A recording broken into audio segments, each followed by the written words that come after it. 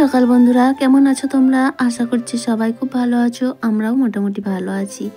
আমি আলপনা, আমার নতুন আরও একটি ব্লগে তোমাদের সবাইকে জানাই অনেক অনেক স্বাগত আর অনেক অনেক ভালোবাসা। আজকে দিনটা হলো বৃহস্পতিবার, ঘড়িতে সময় ওই সকাল 9টা মতো।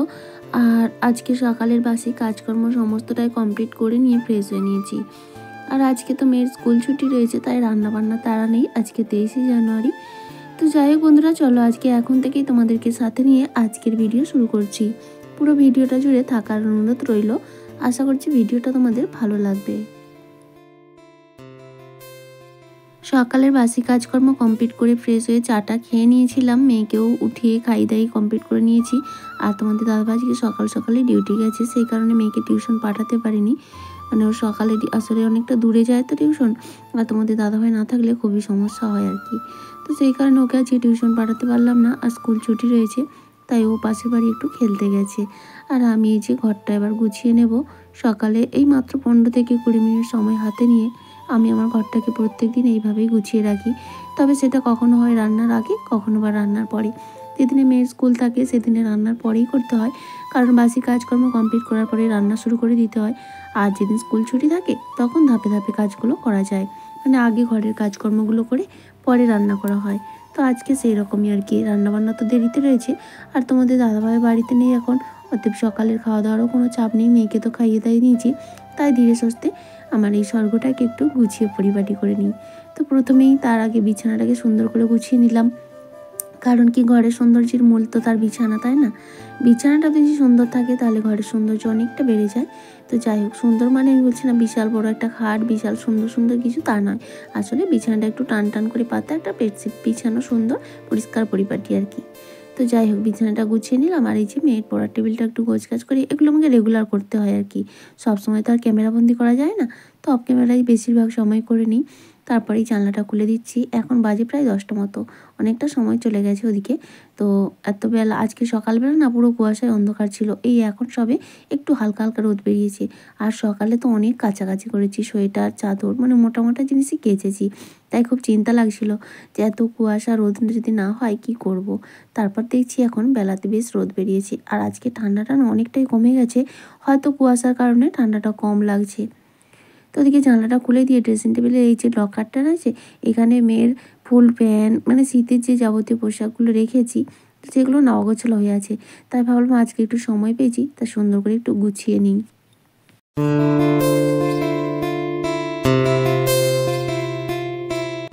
কালকে আমি রান্নাঘর সাজানোর ভিডিও দিয়েছিলাম, তো তোমরা তাতে এত সুন্দর সুন্দর কমেন্ট করেছো।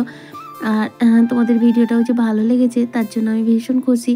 কী বলতো, আমার এই ছোট্ট মাটির একটা রান্নাঘর, সেটাই বারে বারে ঘুরিয়ে ফিরিয়ে একটু গোছাই সাজাই। তোমাদের সঙ্গে যখন শেয়ার করি প্রত্যেকবারই দেখছি ও রান্নাঘর গোছানোর ভিডিওতে তোমরা বেশ ভালোবাসা দাও। থ্যাংক ইউ সো মাচ গো, যে আমার এই ভাঙাচোরা রান্নাঘরটাও তোমাদের ভালো লাগে। তো সুস্মিতা কমেন্ট করেছো, তোমার রান্নাঘর ভাঙাচোরা হলেও বেশ সাজিয়ে গুছিয়ে রাখো, দেখতে ভালো লাগে। থ্যাংক ইউ সো মাচ গো এত সুন্দর একটা কমেন্ট করার জন্য। আর এইভাবেই তোমরা আমার পাশে থেকো। আর রিঙ্কু মুখার্জি দিদিভাই কমেন্ট করেছো যে আজকে একদম টিপটপ তোমার রান্নাঘর। তো অনেকটা দেরি হয়ে গেল ভিডিও দেখতে, তাই কমেন্ট করতে দেরি হয়ে গেল। আর এত প্রত্যেক দিন যা মানে স্ট্রেস যায়, তো তার কারণে না কমেন্ট করতে পারি না, তবে ভিডিও প্রত্যেক দিন দেখি এবং পাশে আছি। তো প্রথমেই বলি দিদিভাই থ্যাংক ইউ সো মাচ সুন্দর একখানা কমেন্ট করার জন্য। এবং প্রত্যেক দিনই ভিডিওতে যে কমেন্ট করতে হবে তা নয়, আমাদের প্রত্যেকেরই সংসারে প্রচুর কাজকর্ম থাকে। তো সেই কাজকর্মের মাঝেও যে তোমরা সময় বের করে আমার ভিডিওগুলো দেখছো, তার জন্য আমি তোমাদের কাছে ভীষণ ভীষণ কৃতজ্ঞ। আর কি বলতো, এই যে একটা এত বড় কথা বলেছো যে তোমার পাশে আছি, তার জন্য সত্যি অসংখ্য ধন্যবাদ। আর রিকোয়েস্ট রইল এইভাবেই পাশে থেকো। থ্যাংক ইউ সো মাচ দিদিভাই।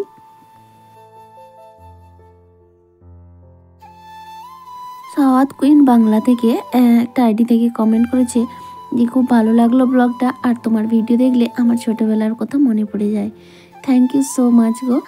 আর যে আমার ভিডিও দেখে তোমার ছোটোবেলার কথা মনে পড়ে যাচ্ছে, সত্যি ভীষণ ভালো লাগলো শুনে। Thank you so much. তোমাদের সঙ্গে কথা বলতে বলতে আমার কাজ কিন্তু অনেকটা হয়ে গেছে। আজকে কিন্তু ড্রেসিং টেবিলটা আমি বলতে পারো একেবারে ডিপ ক্লিন করেই নিলাম। ভেবেছিলাম শুধু ওই যে মেয়ের জামা কাপড় যেখানটা রয়েছে ওটাই গোছাবো, তারপর ওই যে কাজে হাত দিলে শেষ না করলে শান্তি হয় না।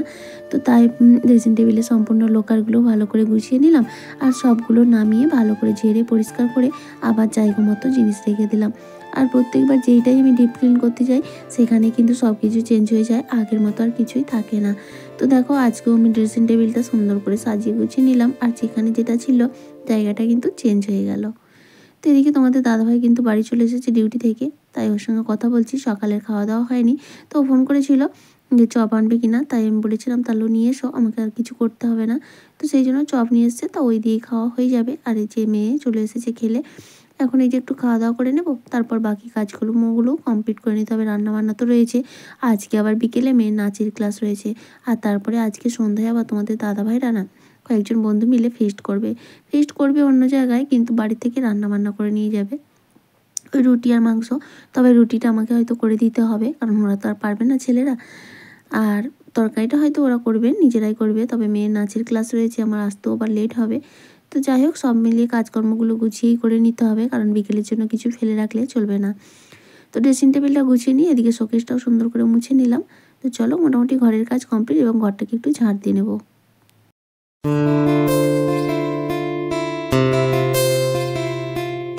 মামনি দিদিভাই কমেন্ট করেছে, খুব খুব খুব ভালো লাগলো দিদিভাই, থ্যাংক ইউ সো মাচ, এইভাবেই পাশে থেকো।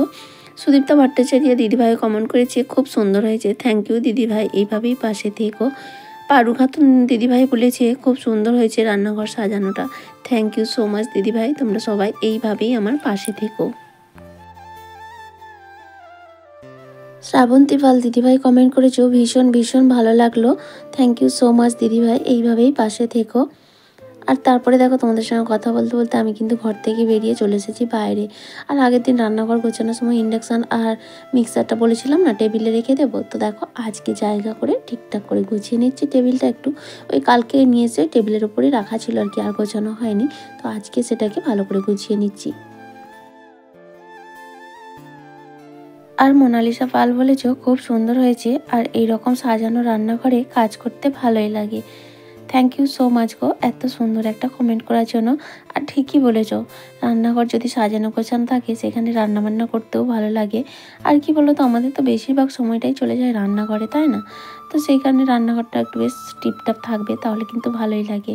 যেমন ঘর যদি একটু সাজানো গোছানো থাকে না, সেই ঘরের মধ্যে থাকতেও কিন্তু ভীষণ ভালো লাগে, তাই না?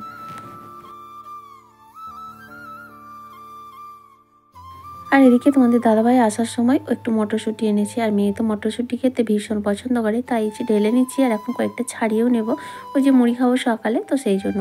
তো ছাড়িয়েছিলাম এক বাটি মতো, মেয়ে তো বসে বসে মটরশুঁটি খেলো, ও তো আর মুড়ি টুড়ি খাওয়া দাওয়া করলোই না। তো যাই হোক, এখন এই যে খেতে বসে গেছি, আর এই যে দেখো মেয়ে মটরশুঁটির বাটি নিয়ে বসেছে। তো চপ এনেছিল, আর তার সঙ্গে একটা ক্যাপসিকাম দিয়ে বেসন দিয়ে ভাজা আর কি, তো সেটাও এনেছিল। তো আজকে প্রথমবার দেখলাম, ভালোই লাগছে, খারাপ না। খাওয়া দাওয়া সেরে নিয়েছি, আর তোমাদের দাদাভাইয়ের এই যে শীতের পোশাকগুলো এখন একটু ইজি দিয়ে আর গরম জল করে ভিজিয়ে দিচ্ছি। ওদিকে কিন্তু ভাতটাও বসিয়ে দিচ্ছি, আজকে বিশেষ কিছু রান্না করব না, হালকা পাতলা। তোমাদের দাদাভাই অনেকদিন ধরে শুক্তো খাবে বলছিল, তো আজকে তাই আসার সময় ডাঁটাও এনেছে, আর ডাঁটার কি দাম জানো তো। তো যাই হোক, ডাঁটা এনেছে, তাই আজকে শুক্তো, ডাল আর ফুলকপি ভাজা এই রান্না হবে। তো দেখো কথা বলতে বলতে আমি কিন্তু চলে আসলাম রান্নার দিকে। ভাতটা হয়ে গেছে, নামিয়ে নিয়েছি, আর দুদিকে দুটোই কড়াই বসিয়ে দিয়েছি। এদিকে শুক্তোয় তো অনেক কিছু সবজি দেওয়া হয়, তো সেগুলো এক এক করে ভাজতে লাগবে, দেরি লাগবে। আর সেই জন্য এদিকে একটা কড়াই বসিয়েছি, ফুলকপিটা সেদ্ধ হয়ে গেছে, তো সেটা ভাজবো। ওদিকে ডালটা কিন্তু আমার কমপ্লিট হয়ে গেছে। শুক্তো দেবো ওই উচ্ছে, বেগুন, কাঁচকলা, আলু আর ডাঁটা আর বড়ি। তো এই সমস্ত সবজিগুলো তো এক এক করে ভাজবো তারপরে। তবে একেবারে নর্মালি আমি শুক্তো রান্না করি, কোনো মশলা দিই না।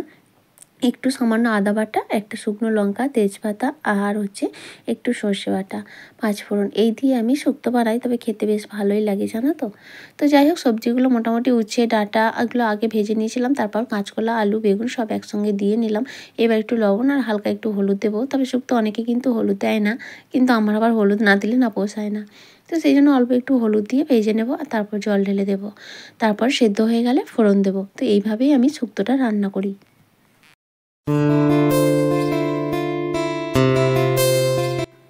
আর রিনা ব্লগ কমেন্ট করেছো খুব সুন্দর হয়েছে ভিডিওটা, থ্যাংক ইউ সো মাচ। এইভাবেই পাশে থেকো।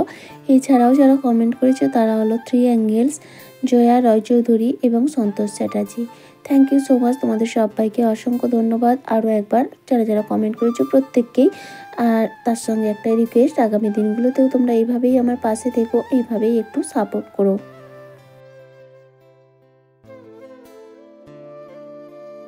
তো দেখো এদিকে সবজিগুলোর মধ্যে হালকা একটু লবণ আর হালকা একটু হলুদ দিয়ে নিয়েছি। তো এইভাবে একটু ঢাকা দিয়ে ভেজে নেব। আর তারপরে হালকা ভাজা ভাজা হয়ে গেলে একটু জল ঢেলে দেবো। তো দেখো এখন মোটামুটি আমার ভাজা হয়ে গেছে। তো এখন একটু জল ঢেলে দেবো সেদ্ধ হওয়ার মতো আর কি। আর শুক্তো আমি খুব একটা রস রাখি না, হালকা হালকা রস থাকে। তো যাই হোক এখন একটু জল দিয়ে ভালো করে সেদ্ধটা করে নেব। আর তারপর ওই ফোড়ন দেওয়ার সময় একটু তেজপাতা, পাঁচফোড়ন, একটু আদা বাটা। আর অনেকে রাঁধুনি ফোড়ন দেয়, তো আমি রাঁধুনি দিই না, পাঁচফোড়নটাই দিই। মানে পাঁচফোড়নটাই আমার প্রায় বেশিরভাগ তরকারিতেই ফোড়ন দিই, ভালোই লাগে। তো যাই হোক ওদিকে সেদ্ধ হয়ে গেছে, নামিয়ে নিয়েছি। ওদিকে ফুলকপি ভাজাটাও কমপ্লিট। আর এখন এই যে শুক্তোটা ফোড়ন দিয়ে নিলেই আমার রান্না মোটামুটি কমপ্লিট হয়ে যাবে। তো আজকে তো মেয়ে বাড়িতে আছি, ওকে একটু স্নান করাতে হবে। তো রান্নাবান্না আগেই শেষ হয়ে যাচ্ছে, অনেকটা সময় আছে হাতে। তো রান্নার পর যে বাসন কিছু আছে সেগুলো ধুয়ে নেব। খুব একটা বেশি বাসন নেই, অল্পই আছে, কারণ এই রান্নার আগে ধুয়ে নিয়েছিলাম সব আর কি। তো এখন ফোড়ন দিয়ে নিচ্ছি, ওই যে আগ বলেছিলাম, তেজপাতা, পাঁচফোড়ন, একটা শুকনো লঙ্কা আর একটু আদা। তো শুক্তোতে তো ঝাল দেওয়া হয় না, তাই ফোড়নেতেই হালকা একটু লঙ্কা একটা চিড়ে দিই আর কি। আর তারপরে যে বড়ি ভেজে রেখেছিলাম বড়িগুলো দিয়ে নিলাম। আর একটু সর্ষে বাটা, সর্ষে আর একটু হালকা পোস্ত আর কি, তো বেটে রেখেছিলাম সেটাও দিয়ে নিয়েছি। এখন একটু ঢেকে দেবো, তারপর একটু মানে এগুলো মাখা মাখা হয়ে গেলে নামিয়ে নেব। তো দেখো এখন আমার শুক্তোটা কিন্তু খাওয়ার জন্য পারফেক্ট, একেবারে রেডি। আর আমার তার সঙ্গে দুপুরে রান্নাও কমপ্লিট। এবার গ্যাসটাকে একটু মুছে স্নান করে ঠাকুর পুজোটা দিয়ে নেব। আর তোমাদের দাদাভাই তো পুজো করতে যাবে স্নান টান করে, এখন আমাদের পুজো চলছে। তো দুবেলায় যায়, দুপুরেও করে, আবার সন্ধ্যাবেলাতেও আরতি করতে হয় আর কি। তো যাই হোক আবার তারপরে দেখা হচ্ছে একেবারে সন্ধ্যাবেলায়। এই সবেমাত্র নাচের ক্লাস থেকে আসলাম। তোমাদের দাদাভাই আমাদের পৌঁছে দিয়ে চলে এসেছিলো, ওদের ওদিকে রান্নাবান্না চলছে। আর ওরা এখন 3-4 জন আছে। তো বললো বৌদি একটু চা খাওয়াবে। আর আমিও নাচের ক্লাস থেকে আসলাম, ভাবলাম একটু চা খাবো, তাই চা করে নিচ্ছি। আর ওদের একজন বন্ধু আছে দাদাভাই, সে না চাতে কোনো কিছুই দিতে মানে দেয় না আর কি, আদা টাদা কোনো কিছুই নয়, একেবারে মশলা ছাড়া চা। তো তার জন্যই কিছুই দিলাম না, শুধু চিনি আর চা। তো এখন চা দেখো মেপে নিচ্ছি, 4 জনের তো 4টে কাপ নিচ্ছি। আর ওই কাপটাতেই দাদাভাইয়ের জন্য আলাদা করে দিচ্ছি, আর বাকিগুলো একটু বিট লবণ দিয়েছি সেই কারণে। তো এখন চাগুলো দিয়ে আমিও চাটা খেয়ে নিলাম। আর তারপর ওদিকে মেয়েকে বিছানায় পড়তে বসিয়েছি, ওরা তো বাইরে রান্নাবান্না করছে। আর আমি গ্যাসের মধ্যে রুটিটা করে নেব, কারণ আমি উনুনে রুটি করতে পারি না, কালো হয়ে যায়। তো সেই কারণে দেখো এখন আটাটা মেখে নেব। আটা মেখে রুটি আমি এখন বানাতেও চলে এসেছি।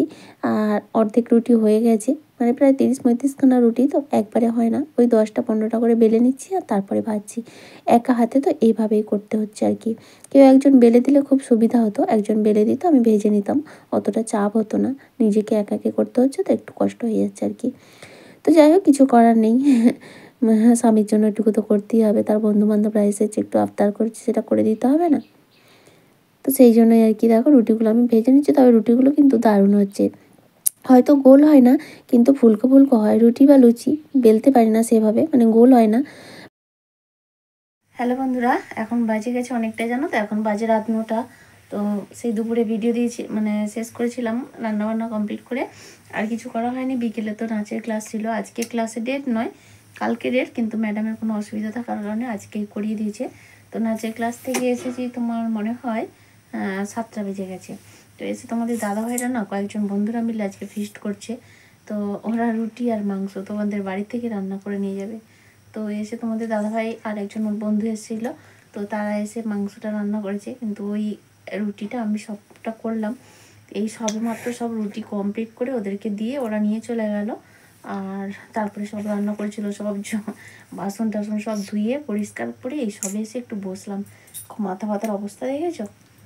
মানে এসে ওখান থেকে শাড়িটা শুধু চেঞ্জ করছি, দেখো ব্লাউজটাও চেঞ্জ করিনি। আর এই যে এখন রান্না মানে ওদের সব কমপ্লিট করে মানে একটা আশীর্বাদ আটার পুরো একটা প্যাকেট। তো অতটা আটা মাখানো আমাদের তো কম কম হয়, ওই 10টা-11টা করে রুটি হয়, তো ওইরকম আটা মাখি। এবার সেখানে যদি ওই 1 কেজি একটা আটা মাখাতে, তারপর রুটি বেলে রুটি ভাজতে একটু কষ্টই হয়ে গেছে আর কি। তো যাই হোক মানে কী বলতো, আমার তো ওই গ্যাসটা ওপরে আর নিচে বসে বসে বেলতে হয়, আর একবারে ওই 30-35টা রুটি বেলে নিয়ে করতে পারছি না। 10টা করে বেলছি, 10টা করে ভাজছি, আবার 10টা করে বেলছি, 10টা করে ভাজছি। তো এইভাবে কমপ্লিট করে দিয়ে আসলাম। এই যে তো এই ঘরে বসে পড়ছিল একটু, আর এখন এই যে টিভিটা চালালাম। এবার খেয়ে নেবো। গ্যাসটা এখনও পরিষ্কার করা হয়নি, রুটি করেছি আটা ভর্তি। তো বাসন টাসনগুলো এখন ধুয়ে নিলাম, কারণ কি সকালে অনেকটা চাপ হয়ে যাবে এখন অত বাসন জমা থাকলে। আর ছেলেরা রান্না করলে জানোই তো, আমরা যদি একটু কম ঝম মেপে টেপে করি, মানে বাসন টাসন তারা হাতের সামনে যা পায় মোটামুটি নিয়ে করে। তো সেইগুলো সব পরিষ্কার টরিষ্কার করে এখন আসলাম। তো যাই হোক, চলো আমরা এখন খেয়ে নিই বলতে আমাদের আলাদা কিছু রান্না হয়নি, ওদের একটু মাংস রেখে গেছে, আর ওই রুটি 4টে আমিও রেখেছি। তো ওই দিয়ে মা মেয়ে চলে যাবে আর কি। তো চলো খাওয়া দাওয়াটা সেরে নিই, তারপরে গ্যাসটা মুছবো। তাহলে চলো বন্ধুরা, আমার আজকের ভিডিওটা এখানেই শেষ করছি। আবারও দেখা হবে, ততক্ষণ পর্যন্ত সবাই খুব ভালো থেকো। আজকের মতো টাটা।